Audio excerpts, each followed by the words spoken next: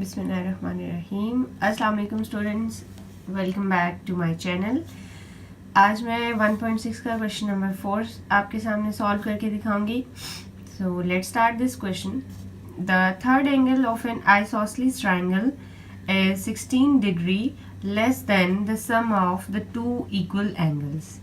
आज का जो हमारा क्वेश्चन है वो बेसिकली है आइसोसेलेस ट्रायंगल के बारे में। ठीक है, आइसोसेलेस ट्रायंगल हमारे पास कौन सा होता है, पहले हमारे पास ये समझना जरूरी है, फिर मैं आप लोगों को स्टेटमेंट भी एक्सप्लेन करूंगी। ठीक है, तो चलिए स्टार्ट करते हैं हम लोग। हमारे पास आइसोसेलेस ट्रायंगल वो होता है कि जिसकी दो साइड्स इक्वल हो और थर्ड साइड अनइक्वल हो। ये दो साइड जो है इस ट्रायंगल की इक्वल है, this one and this one, ये अनइक्वल साइड है। ठीक है, तो ये ऐसे ट्रायंगल को हम आइसोसेलेस कहते हैं, आइसोसेलेस कहते हैं, जिसकी दो साइड्स लेंथ में इक्वल हों।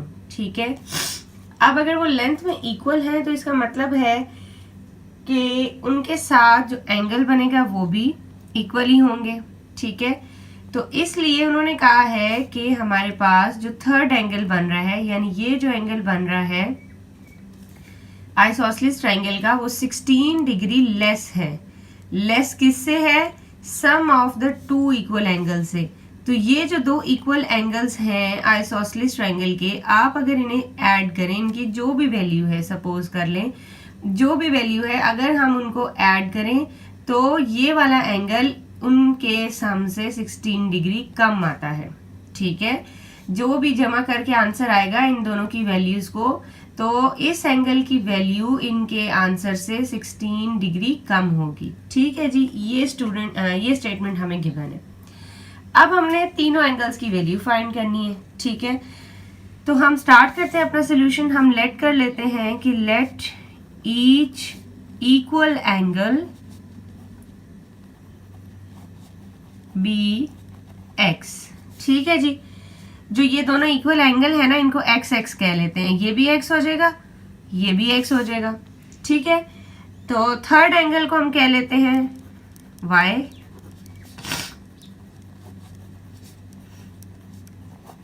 थर्ड हो गया वाई हमारे पास। अब according to the given condition आपने लिखना है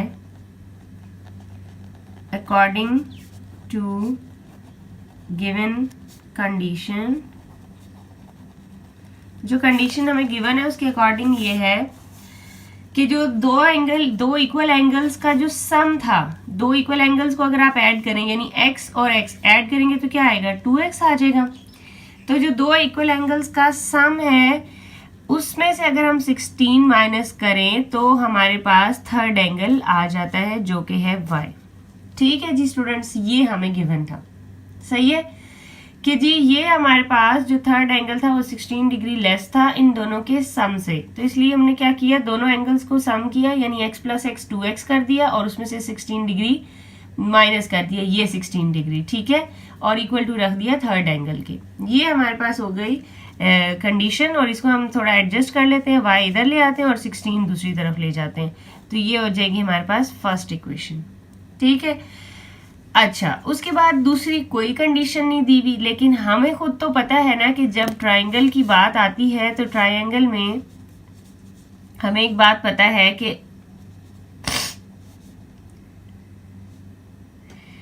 sum of angles of a triangle is equal to what? 180 degree. किसी भी ट्रायंगल के सारे एंगल्स को सम करें तो क्या आंसर आता है? 180 आता है। ठीक है, तो हमारे पास कितने एंगल्स हैं? उसके तीन एंगल्स हैं, x प्लस एक्स 2x, और उसके बाद जो थर्ड एंगल है वो क्या था? y था। तो हम लिख देंगे 2x plus y is equal to 180 degree. ये कंडीशन हमने खुद से लिखी है, लेकिन ये हमें क्वेश्चन से भी पता चल गई है, उन्होंने बताया नहीं है, लेकिन हमें ये पता है कि ट्रायंगल की बात हो रही है तो ट्रायंगल के लिए दूसरी कंडीशन यही होती है कि उसके सारे एंगल्स को सम करें तो 180 डिग्री आता है। ठीक है, तो अब इन दोनों इक्वेशन से आप मैट्रिक्स बना लें।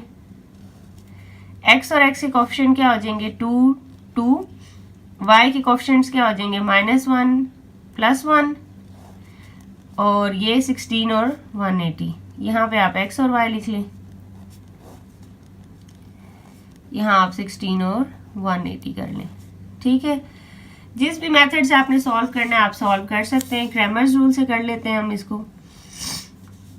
तो पहले हम ये जो इनके नेम्स लिख देते हैं, ए, एक्स और बी। ठीक है, तो अब हमने ए मैट्रिक्स का डिटर्मिनेंट निकालना है। अगर आप लोगों को याद हो तो क्रैमर्स रूल में हम ए का डिटर्मिनेंट निकालते थे 2 - 1 2 + 1, तो ये हो जाएगा 2 × 1 - 2 × -1 2 माइनस, ये भी -2 हो जाएगा और ये 2 + 2 आ गया 4।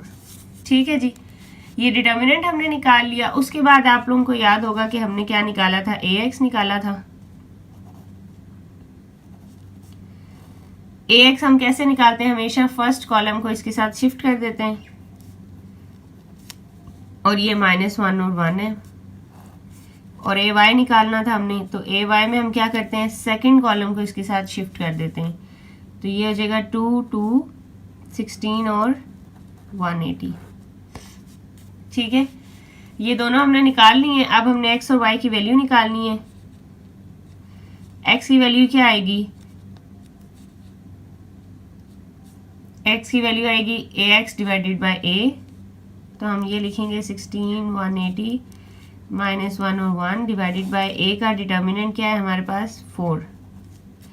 इसको सॉल्व कर लेते हैं। 16 × 1 -1 × 180 डिवाइडेड बाय 4, तो ये आंसर आ जाएगा 16 -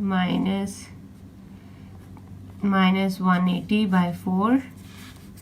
ठीक है, नेक्स्ट पेज पे चले जाते हैं हम लोग, या फिर चले इसको यहीं कर लेते हैं ताकि आप लोगों को इजीली समझ आ जाए। 16 + 180/4, तो ये ऐड हो गया, हमारे पास क्या आंसर आएगा, डिवाइडेड बाय 4, ये आ जाएगा 49। ये मैंने कंप्लीट सॉल्व करके x निकाल दिया आपके पास। ठीक है जी, ये आपके पास क्या आ गया है, x आ गया है 49 डिग्री। अब पहले हम y निकाल लेते हैं। y हम कैसे निकालेंगे, y = ay divided by a का डिटर्मिनेंट। तो ay की वैल्यू हम लिख लेते हैं 2 2 16 और 180 डिवाइडेड बाय a का डिटर्मिनेंट 4। ठीक है,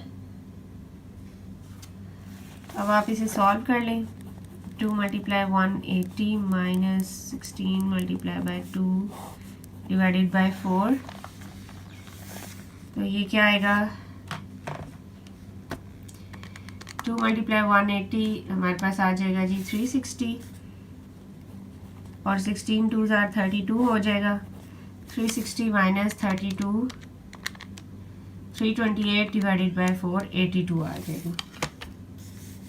ये मैंने कंप्लीट सॉल्व करके 82 आंसर लिख दिए। ठीक है, तो y भी आ गया आपके पास, x आपके पास पहले से आ गया था, लेकिन आपने लिख देना है कि the 2 angles are 49 degree 49 degree. Third angle = y = 82 degree. चलें जी, ये कंप्लीट हो गया आपका आंसर। ठीक है, ये हमने आज क्वेश्चन नंबर 4 कंप्लीट कर लिए। नेक्स्ट हम क्वेश्चन नंबर 5 स्टार्ट करते हैं। क्वेश्चन नंबर 5 अब हम देखने लगे हैं। तो क्वेश्चन नंबर 5 में स्टेटमेंट क्या है जी, 1 acute angle of a right triangle. आगे बढ़ने से पहले मैं आपको पहले ये दो टर्म समझा दूं कि एक्यूट एंगल क्या होता है, राइट ट्राइंगल क्या होती है। ठीक है स्टूडेंट्स, तो जी हमारे पास राइट ट्राइंगल वो होती है जिसका एक एंगल 90 डिग्री हो, मस्ट। ठीक है जी, ये हमारे पास राइट ट्राइंगल होगी क्योंकि इसका एक एंगल है 90 डिग्री। और एक्यूट एंगल किसी भी ट्राइंगल में हो सकता है, जरूरी नहीं कि वो सिर्फ राइट ट्राइंगल में ही हो, किसी में भी हो सकता है, लेकिन शर्त ये है कि वो 90 डिग्री से कम हो उसकी वैल्यू। ठीक है, जैसे कि 26 30 60 75 56, ये सब 90 से कम वैल्यूज हैं, तो इसका मतलब है कि ये एक्यूट एंगल्स हैं। ठीक है, इस ट्राइंगल में ये दो एक्यूट एंगल्स बन रहे हैं क्योंकि ये 90 डिग्री से लेस आ रहे हैं हमारे पास। ठीक है जी, तो अब हम स्टेटमेंट देख लेते हैं कि वो कहते हैं कि एक इस ट्राइंगल का जो एक्यूट एंगल है वो दूसरे एंगल के अगर हम ट्वाइस करें तो उससे 12 डिग्री ज़्यादा आता है। ठीक है, आपने क्या करना है, ये दोनों एक्यूट एंगल्स फाइंड करने हैं। ओके जी, तो सोल्यूशन में हम लिखते हैं जी let two angles be X and Y. ये जो दोनों एक्यूट एंगल्स हैं ये हमने एक्स और वाई ले लिए हैं। ठीक है, so according to given condition, जो कंडीशन हमें गिवन है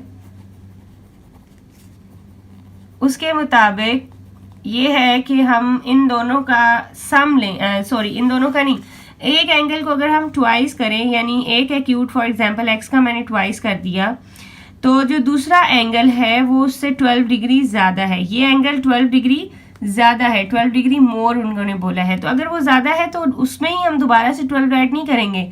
जो चीज़ ऑलरेडी ज़्यादा होती है हम दूसरे उसमें वो नंबर ऐड कर देते हैं। ठीक है, अगर हम इसमें ऐड करेंगे तो वो तो डबल हो जाएगा फिर। ठीक है स्टूडेंट्स, तो 12 डिग्री मोर उन्होंने कहा था कि दूसरा एक्यूट एंगल है, तो हम पहले वाले के ही ट्वाइस में 12 डिग्री ऐड कर देंगे। तो इसकी इक्वेशन बनाते हैं, 2x minus y is equal to -12। ये हमारे पास जी फर्स्ट इक्वेशन बन जाएगी। ठीक है, अब सेकेंड इक्वेशन हमने कहाँ से लेनी है? इक्वेशन हमें स्टेटमेंट से तो मिली नहीं, लेकिन स्टूडेंट स्टेटमेंट में एक बात हमें पता है कि जी ये राइट ट्राइंगल है। ठीक है, अगर राइट ट्राइंगल हो तो उसका एंगल सम हम लिखते हैं, angle sum of a right triangle is equal to 90 degree होता है। ठीक है स्टूडेंट्स, तो अब अगर ये 90 डिग्री के इक्वल है तो हम दोनों एंगल्स को ऐड करके x plus y is equal to 90 degree लिख देंगे। ओके जी, ये बन गई सेकेंड इक्वेशन हमारे पास। अब हम यहाँ से जल्दी से मैट्रिसेस बना लेते हैं ताकि आप लोगों का क्वेश्चन कंप्लीटली सॉल्व हो जाए। इज इक्वल टू -12 और 90 डिग्री, इसको हम a नेम दे देंगे, इसको x और ये b हो जाएगा हमारे पास। मैट्रिसेस अब आप लोगों को बनानी आ गई होंगी अगर आप लोग मेरी प्रीवियस वीडियोस वॉच कर रहे हैं तो। अब इसको आप किस मेथड से सॉल्व करना चाहेंगे? चलें जी मैट्रिसेस से कर लेते हैं, क्योंकि बाकी हमने क्रैमर्स रूल से सॉल्व किए हैं। x is equal to a inverse b। आप लोगों के ज़रा मेथड्स भी रिवाइज होते रहेंगे ना बार बार। अब a इनवर्स अगर आप लोगों को पता हो तो मैंने बताया था कि a इनवर्स का फार्मूला होता है adjoint of that matrix divided by determinant. ठीक है, तो चलिए एडजॉइंट निकाल लेते हैं हम लोग। सामने मैं इसलिए निकालती हूँ ताकि इजीली हम यहाँ से वैल्यूज उठा के फार्मूला में पुट कर दें। इसका अब आपने एडजॉइंट निकालना है, तो चलिए स्टूडेंट्स बताइए कैसे एडजॉइंट निकालेंगे हम लोग। इन दोनों की हम प्लेस चेंज करेंगे, 1 2, इनके साइन चेंज करेंगे। माइनस की जगह ये हो जाएगा +1 और ये 1 -1 हो जाएगा। ये आपने एडजॉइंट निकाल लिया। अब आपने डिटर्मिनेंट निकालना है। डिटर्मिनेंट के लिए मैं फिर से बताऊंगी कि स्टूडेंट्स यही गलती करते हैं कि एडजॉइंट की वैल्यूज पुट कर देते हैं डिटर्मिनेंट की जगह। नहीं, आपने ओरिजिनल मैट्रिक्स की जो वैल्यूज हैं वो आपने पुट करनी होती हैं डिटर्मिनेंट में। ये बात आप लोगों ने बच्चों जरूर याद रखनी है, वरना क्वेश्चन रॉन्ग हो जाता है। ये मैंने इसको मल्टीप्लाई कर लिया, इनको मल्टीप्लाई कर लिया, 2 1 2 -1 आ जाएगा और ये 2 + 1 जी 3 आ गया। ठीक है, दोनों वैल्यूज हम उठा के यहाँ पुट कर देते हैं। एडजॉइंट की वैल्यू क्या आई है हमारे पास? 1 1 -1 2। डिटर्मिनेंट की वैल्यू आ गई है जी 3। ठीक है, समझ आ गई। अब हम इसको ज़रा डिवाइड कर देते हैं। ये 1/3 1/3 -1/3 और 2/3। स्टूडेंट्स ये आपने क्या निकाला है? ये आपने a इनवर्स निकाला है, लेकिन आपका काम अभी थोड़ा बाकी है। आपने इस a इनवर्स को किससे मल्टीप्लाई करना है? b से भी मल्टीप्लाई करना है। और b क्या है हमारे पास? -12 और 90। ये हमारे पास b मैट्रिक्स है। तो चलिए मल्टीप्लाई करते हैं और अपना क्वेश्चन एंड करते हैं हम लोग।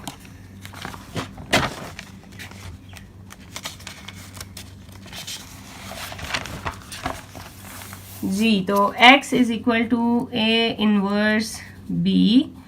हम यहाँ पे क्या करेंगे? a इनवर्स की वैल्यू लिखेंगे 1/3 -1/3 2/3 और b की वैल्यू साथ लिख देते हैं -12 और 90। इनको करेंगे अब हम मल्टीप्लाई। तो मल्टीप्लाई कैसे करना है जी, 1/3 मल्टीप्लाई -12 प्लस 1/3 मल्टीप्लाई बाय 90। इसको इससे मल्टीप्लाई करेंगे, इसको इससे। सेकेंड रो की बारी आ जाएगी, इस एंट्री को हम -12 से मल्टीप्लाई कर देते हैं और 2/3 को हम 90 से मल्टीप्लाई कर देते हैं। ठीक है, तो अब हमने क्योंकि मल्टीप्लाई कर लिया है तो हम इनको अब सॉल्व करते हैं। ये -12/3 प्लस 90/3 हो जाएगा। ये माइनस माइनस क्या हो जाएगा जी, प्लस हो जाएगा। 12/3 प्लस 2 इंटू 90 क्या होता है, 180/3।